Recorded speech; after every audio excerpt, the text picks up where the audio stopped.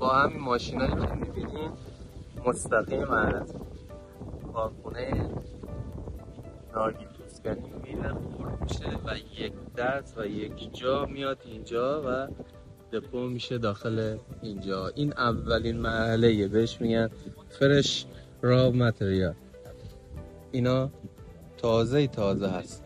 اول میان اینجا خالی میشن، بعد داخل لندا تقسیم میشن، همشون هم به یه حالت کامل. یعنی کل عملیات ساخت کوکوپیت از درخت نارگیل، پوسکنی و خردکنی و خشککنی و تولید کوکوپیت داخل لند شرکت لیانو آسیس انجام میشه. توی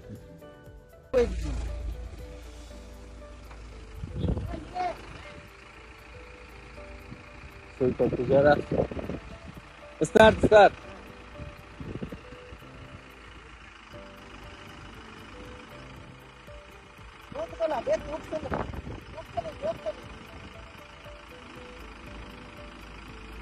الان داره خالی میشه متریال کوکوپیت خیس تازه.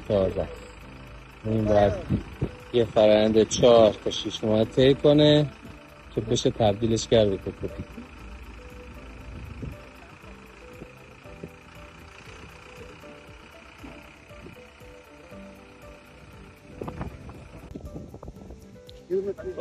مکانیزم کوکوپیت رو من یه توضیح بدم. اینایی که میبینید اینجا ریختن کوکوپیت هاییه که تازه از فیبرشون جدا سازی شده، میارن اینجا یه 2-3 ماه میریزن. اینجا یه 2-3 ماه میریزن. اینا ایسیشون خیلی زیاده، بارون میزنه و در واقع شسته میشه یا خودشون با آب میشورن. بعد که کمی ایسیشون اومد پایین، میارن توی همچین جایی این شکلی بند میکنن و باز دوباره آبشویی میکنن. این خانمه اونجا هست، چنگک دستشه، امروز میاد مثلا چنگک میزنه، زیر و رو میکنه اینجا رو، اینا رو زیر و رو میکنه. هلو زیر و رو میکنه. این رطوبت داره میاد بالا، بعد فردا همین خشک میشه، باز دوباره میاد فردا به ارتفاع مثلا 5 سانتی متر این شکلی برمیداره، ازش خشکشو برمیداره که با رطوبتش نیاد. با رطوبت کم، رطوبتش باید 15% باشه. مثلا خشکاشو برمیداره این شکلی. ببین الان مثلا من دست میکنم شاید 1 سانتی متر هم نباشه، یعنی لازمه که بیشتر خشک بشه، ولی بعدش مثلا 4 سانتی متر تا 5 سانتی متر خشک برمیداره. میریزه توی گونیا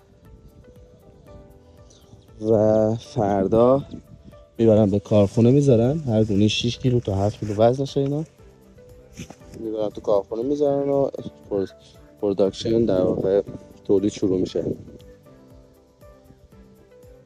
اینجا همه لند نارگیله. این صدایی هم که میشنوین صدای طاووسه، اونم گاو هندیه.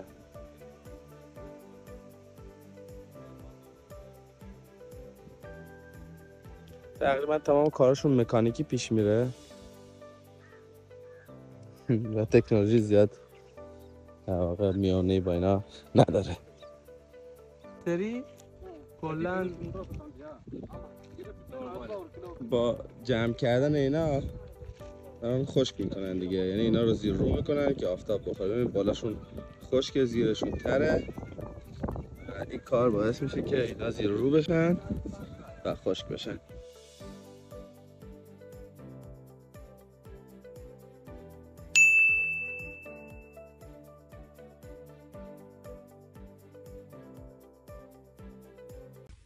کوکوپیتا بعد از که خرد میشن به صورت بزرگ به صورت این تپه ها در میان. این تپه ها نارگیل خرد شده هست. از فاصله 1 تا 3 ماه تو این محوطه میمونن.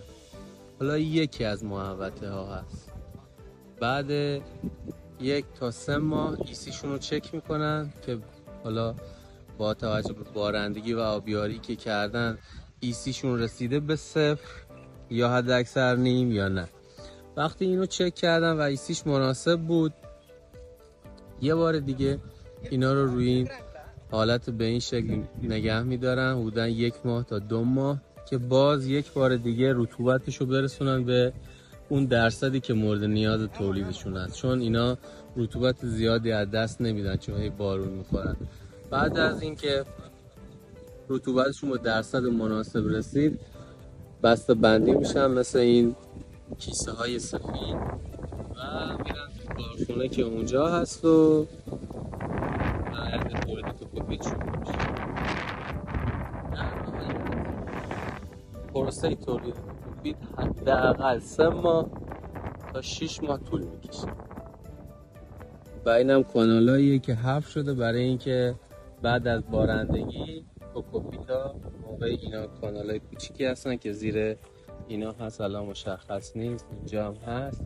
این کانالا دور تا دور این لند هست که آب که از کوکوپیتای حالا اون متریالی که وجود داره شور هست از اینا خارج میشن. این مزرعه یکی از بزرگترین تامین کننده های کوکوپیت، حالا را متریال حالا میشه گفت. البته این یه دونه لندش